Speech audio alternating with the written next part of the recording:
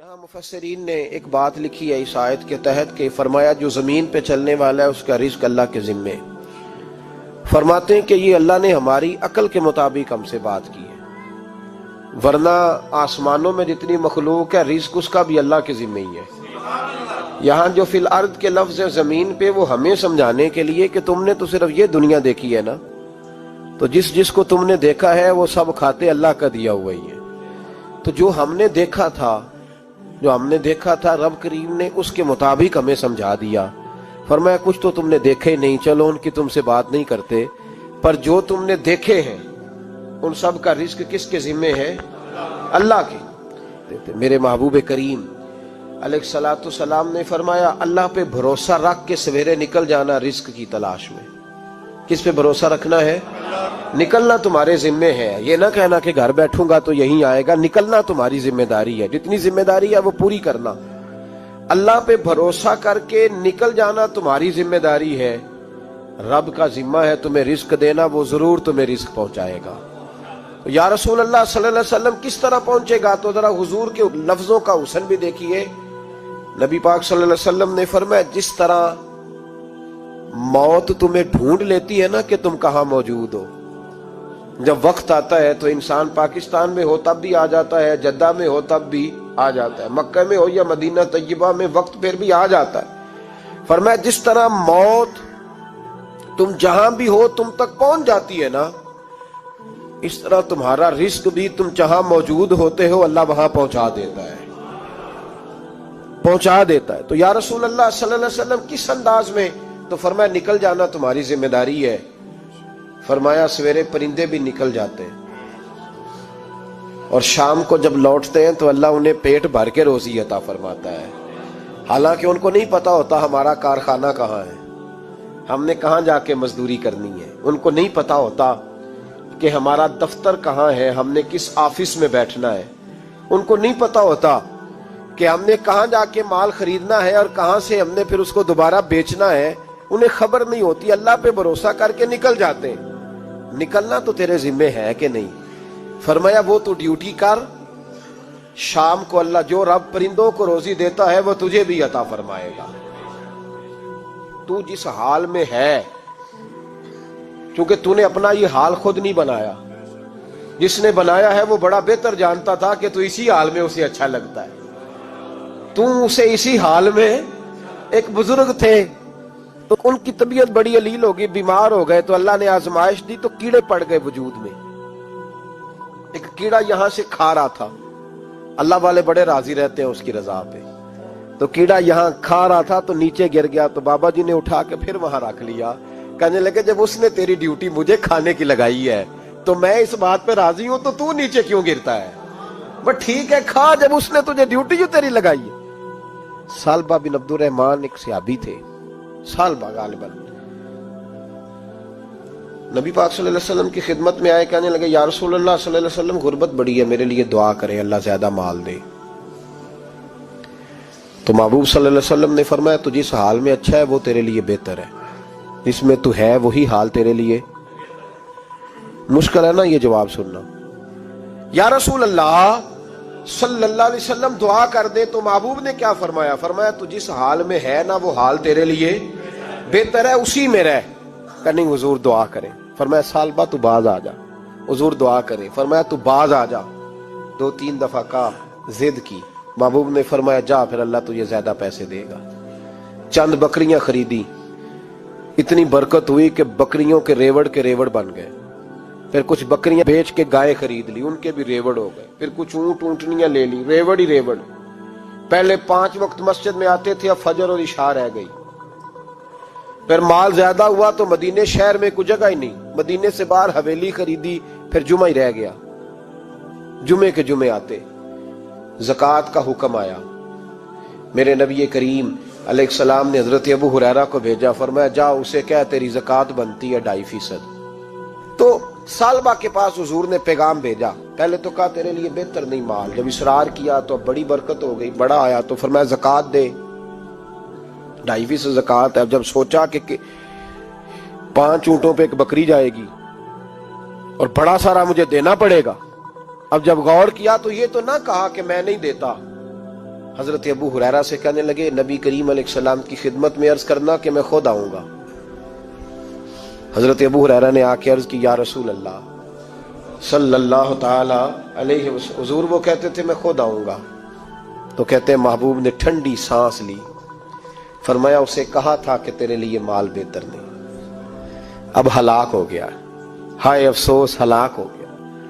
ان کو بھی تھوڑی دیر کے بعد احساس ہوا کہ یہ میں نے کیا کیا، نبی پاک کو ہی کہہ دیا نہیں ہے، حضور کو کہہ دیا بعد میں آؤں گا۔ اب دوڑے آئے، عرض کی حضور میں سارا کچھ لے کے آیا ہوں، قبول کر لیں۔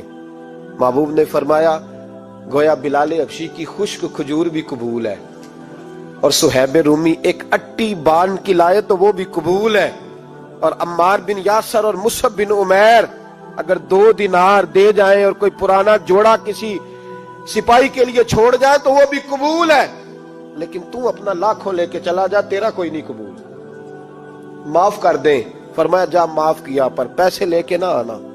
اگلے سال پھر آئے، بندے ہوئے ہاتھ ہے، محبوبہ میں دولت کا کیا کروں گا، آگ لگانی ہے، قبول کر لیں۔ فرمایا تو لے جا، تیرا نہیں قبول، گرا جو ان کی نگاہ سے وہ سنبھل نہیں سکتا۔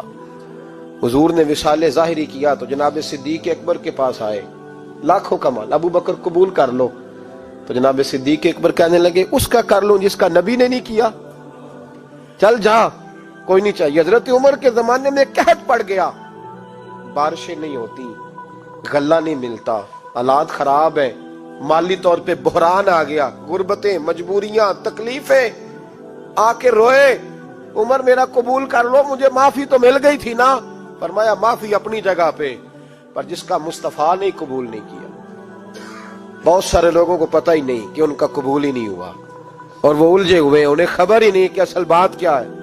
فرمایا جس کا مصطفیٰ کریم نے قبول نہیں کیا، اب ہیرے اور جواہرات بھی لے کے آئے تو بھوکے مریں گے، پر اس کا قبول، اس بات پہ راضی رہو جس حال میں اللہ نے رکھا ہوا ہے، اس حال میں راضی رہو۔ یہ جو مصیبت ہے نا دیکھنی کہ وہ بھی میرے پاس، تمہیں کیا پتا، کبھی پوچھ تو صحیح اس سے وہ کس مصیبت کا شکار ہے، جو مالی طور پہ بڑا امیر ہے، تو اس کی طرف دیکھ کے اپنا دل برا کرتا ہے۔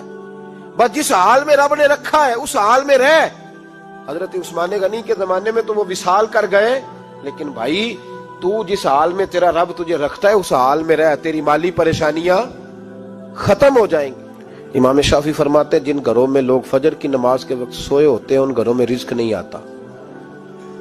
آپ فرماتے ہیں فجر کا وقت اللہ کے دینے کا وقت ہے، اس وقت اللہ بانٹتا ہے۔ حضور صلی اللہ علیہ وسلم کا فرمان ہے نا حدیث میں کہ تہجد کے وقت اللہ پہلے آسمان پہ نزول اجلال فرماتا ہے جو اس کی شان کے لائق ہے تہجد کے وقت، اور وہ کہتا ہے مانگو میں تمہیں عطا کروں گا۔ لینے کی باری آئے تو بندہ سمیٹ سماٹ کے اندر گھس جائے۔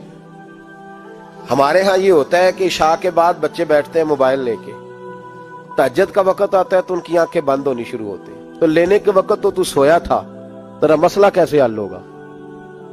بھائی جب کوئی آدمی خیرات بانٹ رہا ہو تو جو پیالہ پیچھے کر لے اسے ملے گا؟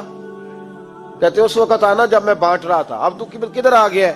مثال دے رہا ہوں۔ تو فجر کا وقت مانگنے کا ہے، تو ساری رات تو گزر گئی گیمیں کھیلتے، ٹی وی دیکھتے، اور جو لینے کا وقت تھا تو سو گیا، تو کیسے آئے گا تیرے پاس؟ تو اٹھے سویرے، بندوں سے مانگ کے دیکھ لیا، بڑی عزتیں خراب ہوئی، فجر کا وقت اٹھ کے جھولی پھیلائے۔ میرے رسول پاک علیہ السلام فرماتے ہیں، رب فرماتے ہیں جب بندے میرے آگے جھولی پھیلاتے ہیں مجھے شرم آتی ہے، کیسے خالی واپس کر دوں؟ تو اس کے سامنے جھولی پھیلائیں سویرے اٹھ کے، رزق میں برکت ہوگی۔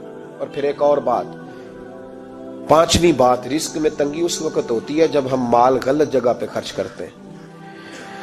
اللہ مال دیتا ہے اپنے فضل سے، اور جب ہم اسے ضائع کریں، مثال دیتا ہوں، میرے پاس ایک شخص نے آ کے کہا حضرت جی بچی کی شادی ہے، یا میرا گھر میں کوئی بیمار ہے، یا بڑی آزمائش ہے، 10,000 کی ضرورت ہے، میں نے تھما دیا اس کو، پھر مجھے بعد میں پتا چلا کہ وہ تو عیاشی کر رہا ہے پیسوں سے، وہ تو چلا گیا کہیں گھومنے اور فلاں ہوٹل میں، مہنگے ہوٹل میں بیٹھ کے کھانا کھا لیا، تو میرے دل پہ کیا گزرے گی؟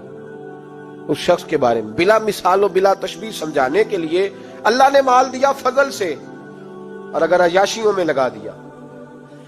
صوفیاء فرماتے ہیں کہ اگر ایک دھیلا تو حرام جگہ پہ خرچ کرے نا، ایک دھیلا، تو 1,00,000 دینار کی برکت تیرے گھر سے اٹھ جاتی ہے، ایک دھیلا حرام جگہ پہ۔